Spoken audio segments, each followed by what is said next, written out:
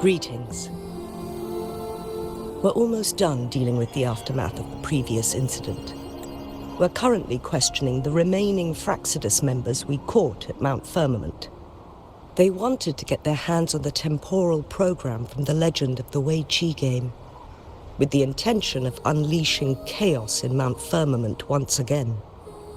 But thanks to you and Chang Li, their plans were foiled. Chang Li recounted to us that a Fraxidus overseer had entered the Sonora sphere and was injured by her fire.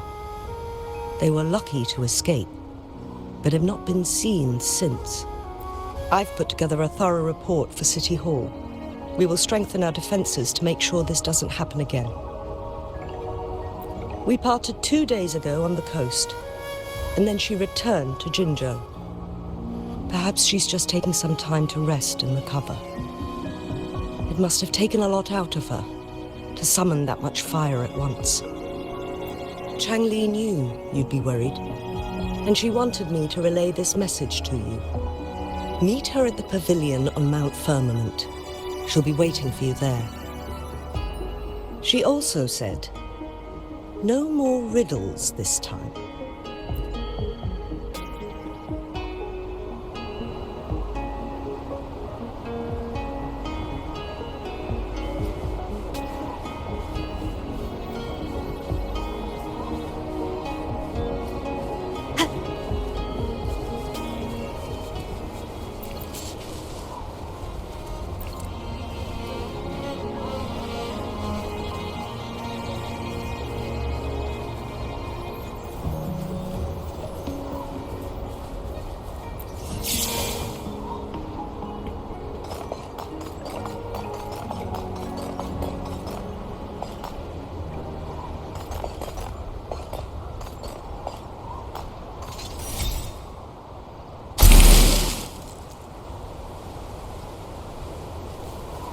Remnants of the past.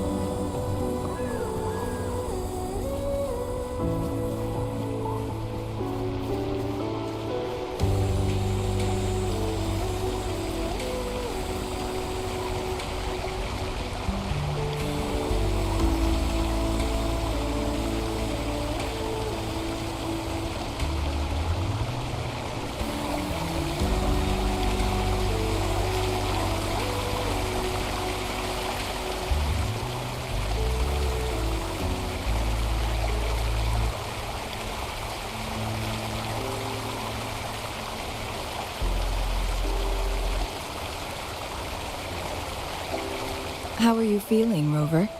Well rested, I hope.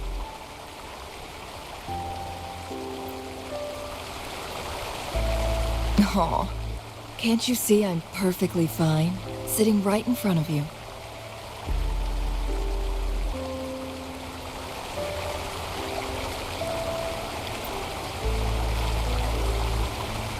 Don't worry, Rover. We're only having a casual conversation today. Nothing taxing. Besides, you only agreed to join me here for more questions, right?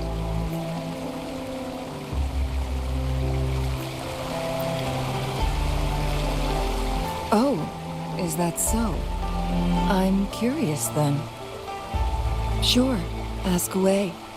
I'm happy to answer them to the best of my ability.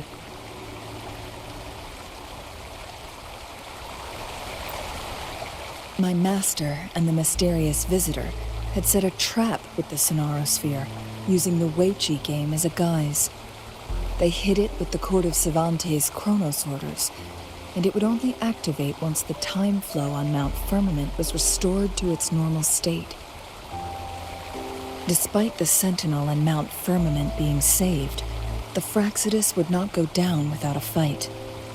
They were convinced that the temporal mandate was hidden within the game of Weiqi, but little did they know, they had already fallen into a trap. Pure coincidence or the calculated workings of the Fraxidus, the explorer stumbled upon the Weiqi board, setting off its defense mechanisms. The Sentinel was already damaged when it arrived here. My master had foreseen the disasters that would befall Mount Firmament, so he created this mechanism as a precautionary measure. The Sonarosphere would devour all who attempted to enter, unless they knew the solution to that puzzle.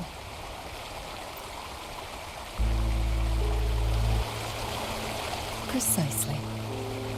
The only way to escape was by burning the Sonarosphere without hurting anyone inside. It required masterful control of Forte.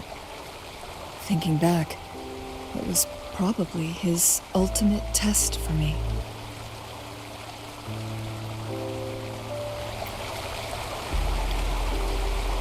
That was his first goal with this Sonarosphere. Before leaving, Master entrusted me with a mission to find that individual, the one who played Weiqi with him, the one who left behind that game record. After my master's passing, she would be the only one who could control the Sonarosphere. By now, you should know who she is.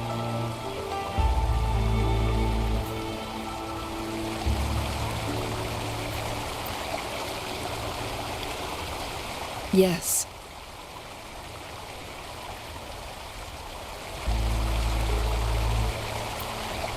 My master often mentioned you before his passing.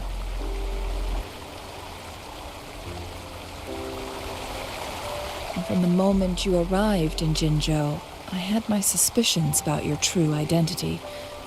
Our journey to Mount Firmament solidified my beliefs.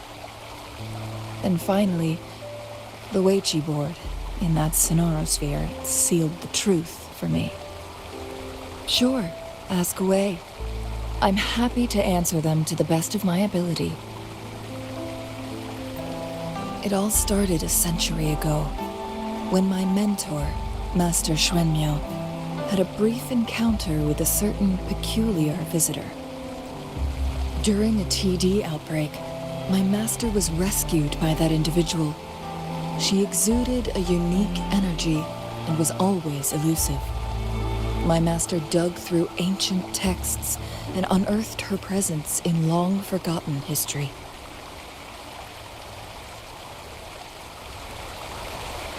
After searching for several years, he finally met that person on Mount Firmament again. They played a game of Weiqi together, and that was how the legendary game record came into being. At first, I thought my master meant the game record held actual information about the time crisis. But that was just a clue. The real key was finding you, the person behind it all. And lastly, the secret of immortality. It's most likely just the woodcutter's own spin on the tale. Sure, ask away. I'm happy to answer them to the best of my ability. Indeed, those memories, they were all real.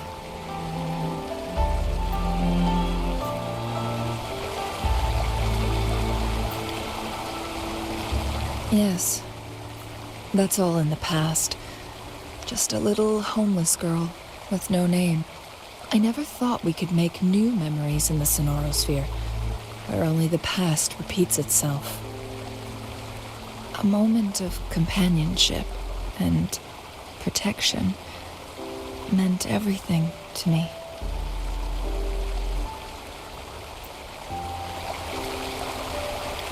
I can sense your unspoken question. Did I sacrifice my life when I burned down the Sonorosphere, like when I was a child? What I told you there was true, but I've grown and gained control over my powers. Using my forte now won't harm me in any way. Of that you can rest assured. Also, if you really are the legendary person who changed the course of history, then you are perhaps the closest to immortality, aside from our sentinel. We mortals come and go. Our lives are full of meetings and goodbyes. Our time on this earth is fleeting compared to yours, so don't let it bother you.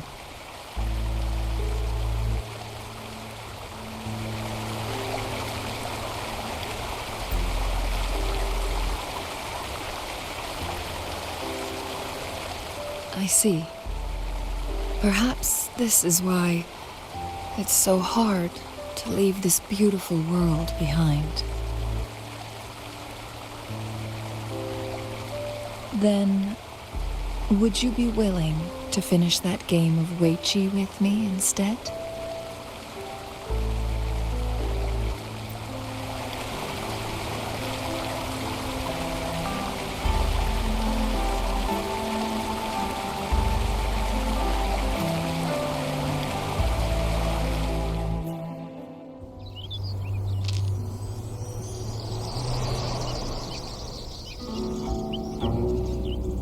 The young orphan girl carried on. Everywhere she looked, tragedies rampant. As lament engulfed the globe, a world torn by monsters, filled with homeless souls. With her own blood as fire, she drove away the cold. And her master said, "In this tumultuous world, lives are fragile as mayflies." She couldn't exhaust herself to save those before her. But she must endure to ignite a brighter tomorrow.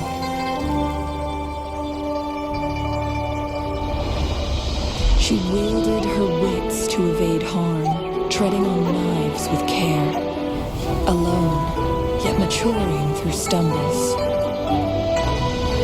Later on, she became someone else's teacher. She taught the future leader this: to guide conscience and secure prosperity for the people, to continue lost teachings of past sages and establish peace for all. I will be the torchbearer, for one person can't rid the world of chaos alone. One day, a future of prosperity and lasting peace will arrive.